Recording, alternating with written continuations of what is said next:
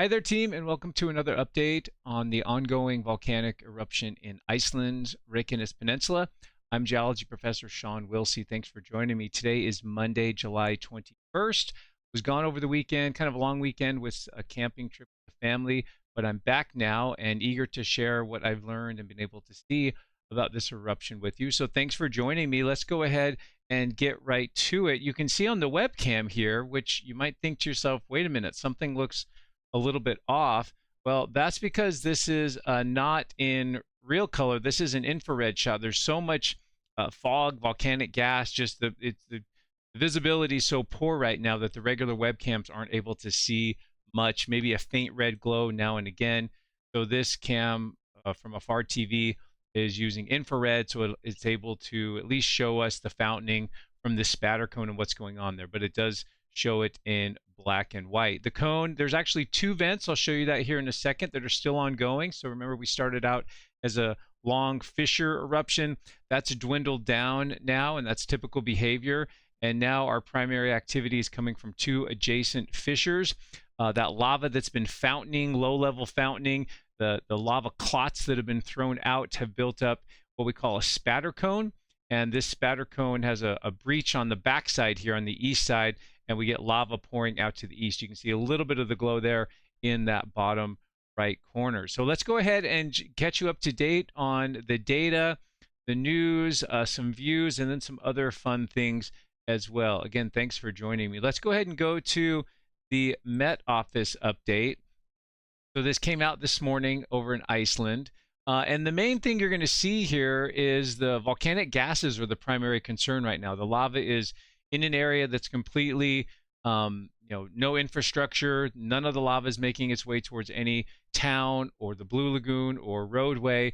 So the lava is not the main concern right now, but this eruption, which began on July 16th, has produced a lot of sulfur dioxide, quite a bit of gas pollution that's been swirling around not just Iceland, but a larger region. And we'll look at that here in a second. And so that's really caused quite a bit of issues in Iceland as well. So just running through the update here briefly. So the eruption is continuing and it's producing significant air pollution. Fine volcanic ash has been observed, but it's mainly the sulfur dioxide that has mixes with moisture in the atmosphere. It kind of lingers around quite a bit. It turns to sulfate, that process there, and that can actually linger over a long time. These volcanic gases are very dense and heavy, so they're going to tend to settle into low areas, and what we really need is a really strong breeze, rain, some things like that would help kind of flush things out a little bit. So they've got quite a bit of information and guidelines here on just dealing with volcanic gases if you're in the vicinity. People with certain health conditions being the most vulnerable groups there. And so I'm not going to go through all this here, but mainly as we get kind of past the volcanic gas part here, the eruption's been stable with activity in two craters, two vents, if you will. Lava continues to flow eastward towards Fagradalsfjall, but again, it's hard to see really what's going on there because of the poor visibility in that area. Here's our latest flow map, and so you can see here, see Lingarfeld, the hill here in the bottom left corner, a little bit of the Blue Lagoon, Svartsengi power plant infrastructure down here at the far left corner. The gray is some of the former lava flows from previous eruptions. The red line is, of course, our fissure that opened up on July 16th.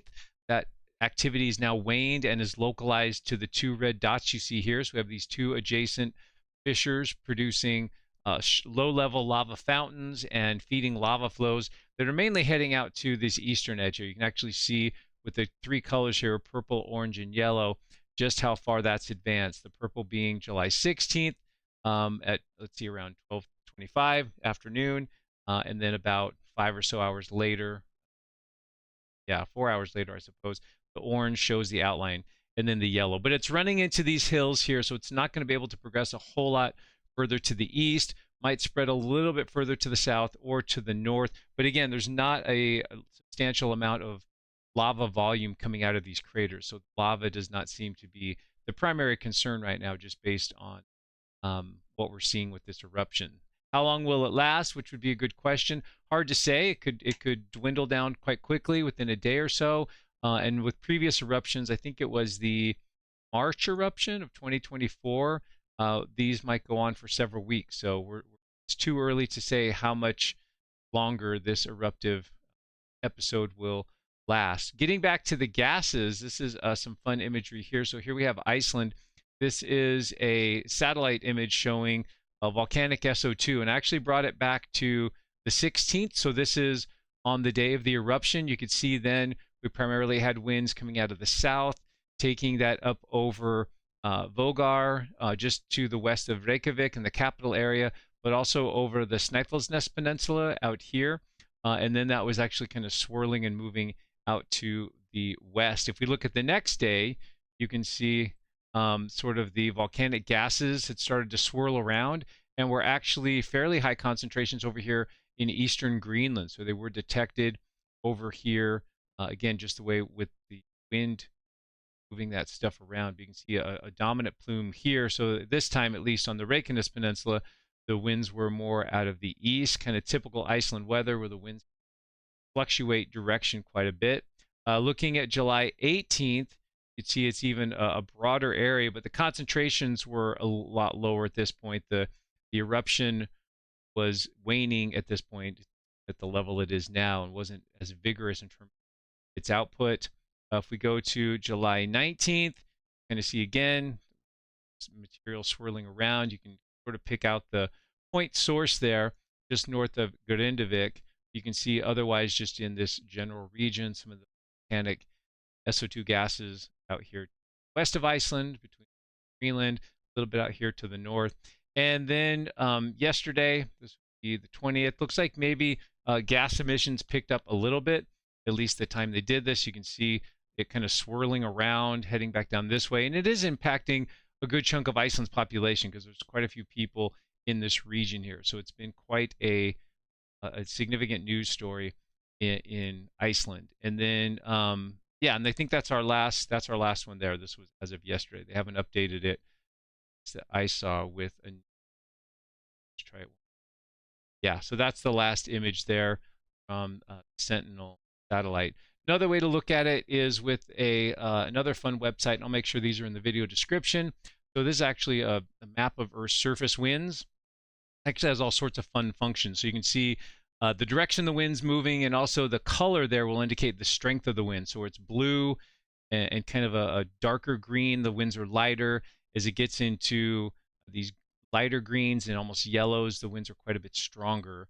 And so if we kind of zoom in on Iceland here, kind of an irregular outline, that's a little better. Iceland, we can see that currently the strongest winds are coming out of the northwest.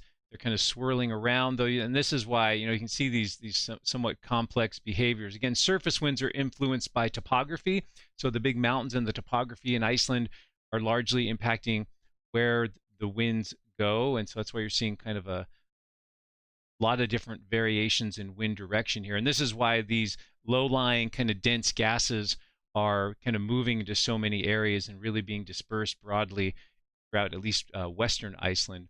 Another fun function of this is we can go to chemicals in the air and pick SO2 and actually see sort of that plume there. So you can actually see here where some of those volcanic gases are coming off of the coast of Iceland.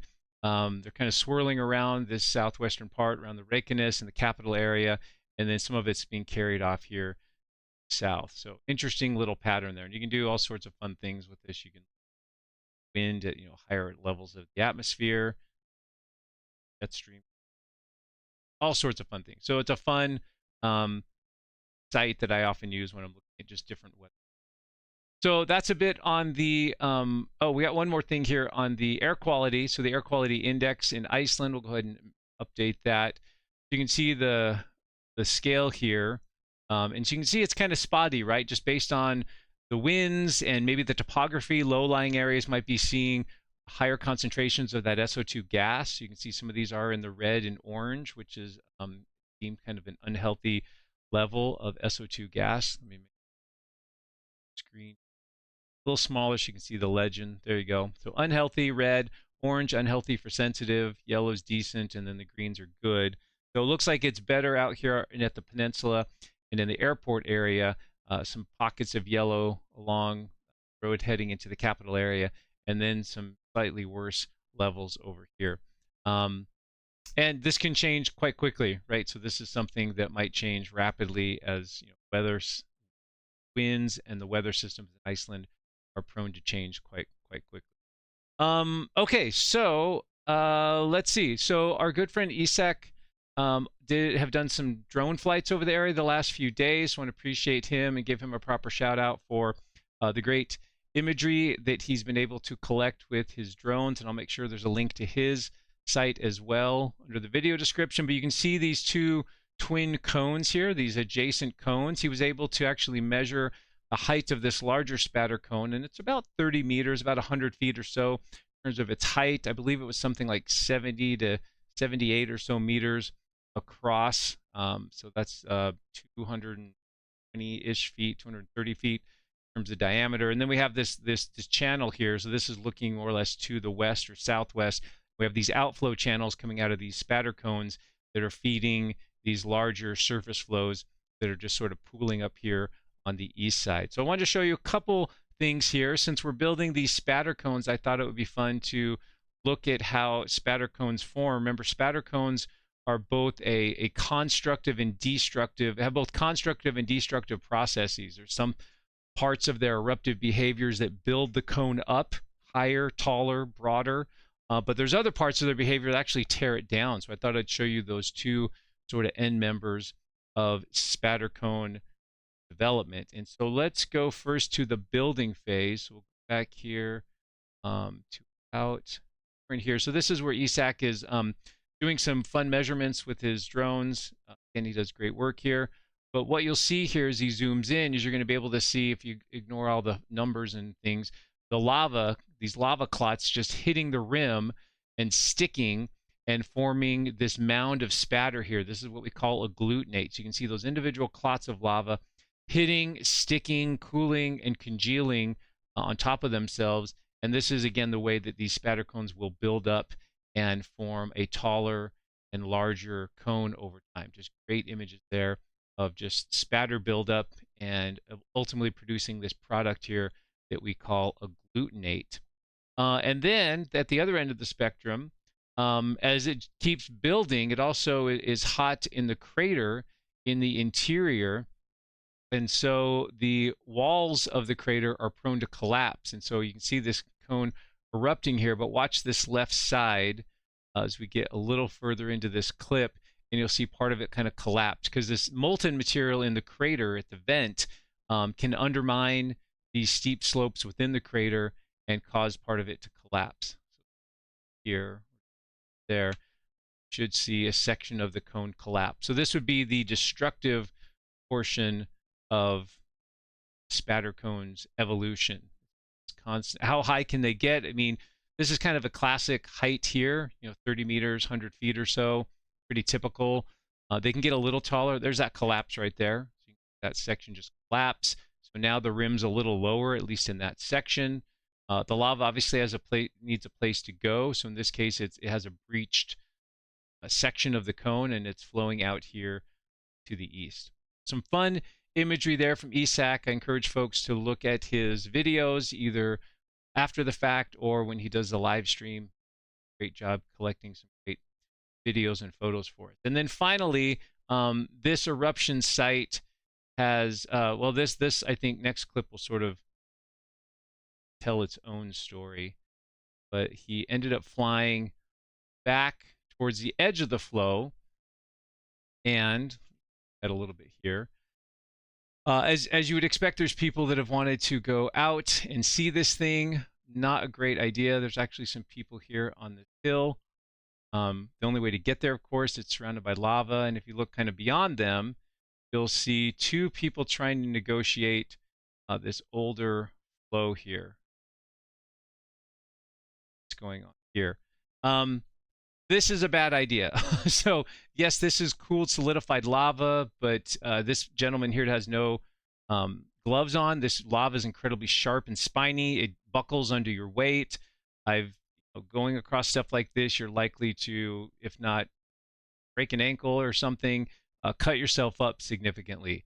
So this is not a great idea here. Now this is a flow that's largely solidified, but what's ironic here or interesting is that the flows that are much more fresh can look a lot like this as well, but still be molten underneath. People can puncture, punch through that solidified crust and burn themselves because there's still molten lava just beneath. So there is, I'm told there's places you can see the lava from a safe distance. So I'd encourage people to contact local authorities, make sure you're following the rules here, because you're kind of a long ways from help here. They're not just going to send in the helicopter or search and rescue team to deal with the bad decision. Public service announcement there. Okay, so let's check out now just some of the latest data here. We'll run through that data real quickly. Earthquakes, as you might guess, have been basically non-existent. So here's the eruption area right in here. Last 24 hours, let's capture all the quakes. Yeah, one negative 0.5 earthquake. So basically no earthquakes happening here. When we look at the past week or so, so this is looking from the 14th of July, a few days before the eruption, up to today. You can see the earthquakes that were produced from this event, most of which I think had a maximum magnitude of about, 2.5 or so. But not a ton of earthquakes there. So this event was preceded by seismic activity, but not as much as we've seen in the past. So I thought it'd be fun to kind of compare the earthquakes leading up to this event with the last one, which was in April. So remember, that one was wasn't so much an eruption, it was both an intrusion and an eruption. Magma had moved out of the storage system, made space in the rocks along this dike, northeast-southwest trending dike, and actually lengthened that dike. So the magma made more space for itself, and in order to make more space, of course, it needed to break rock, and so we saw a lot more earthquakes. So if I show you the days leading up to this is March 30th to April 3rd, just a 4-day period, you can see how much more intense the seismic activity was. The colors, green would be 2 to 3 days, the first couple days here, but then the main pulse of activity was out here after this initial phase to the southwest, out here to the northeast, and then it ended up actually erupting fairly close to town, but it was a very small eruption over within a few hours, just basically dribbled a little bit of lava that it just didn't have space for in the subsurface. But just the whole point of this is looking at the marked contrast in seismic activity from this last eruption here, July 16th, with the prior event in April. So what we can see, I suppose what we can see here is when we get eruptions through the conduits that are already present, the seismic activity is somewhat minimal. And when we get more of an intrusion type of an event, maybe with or without an eruption, we get much more large and more frequent earthquake cluster from that.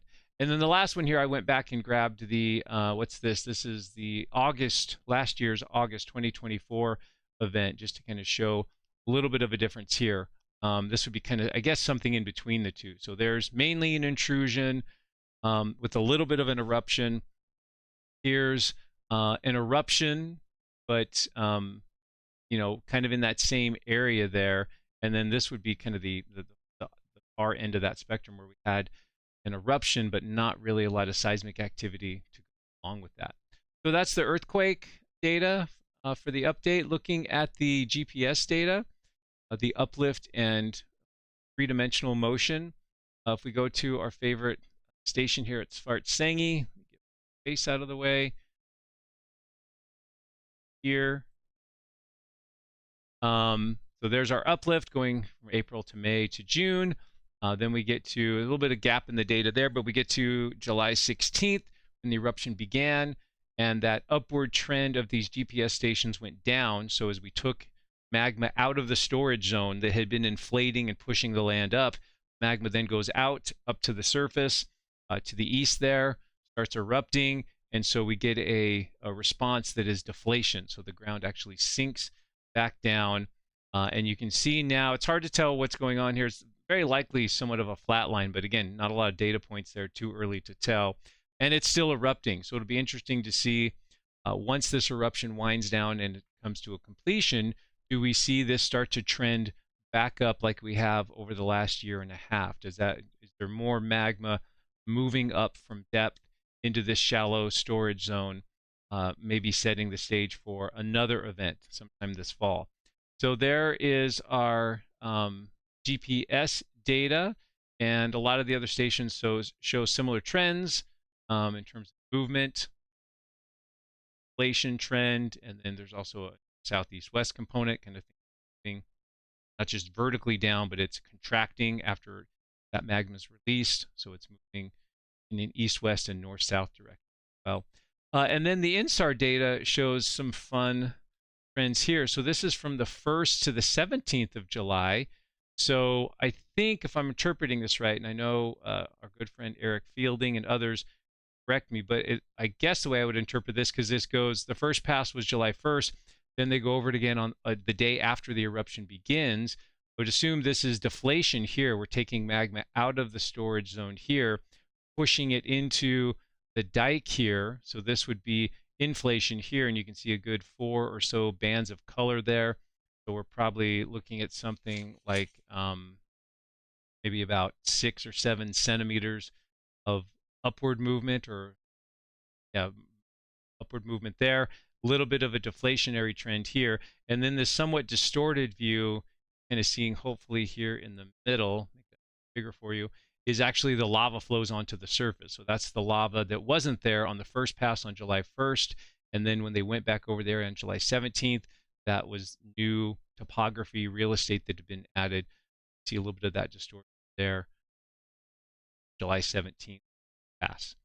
Fun stuff. So we'll have to see how this goes moving forward.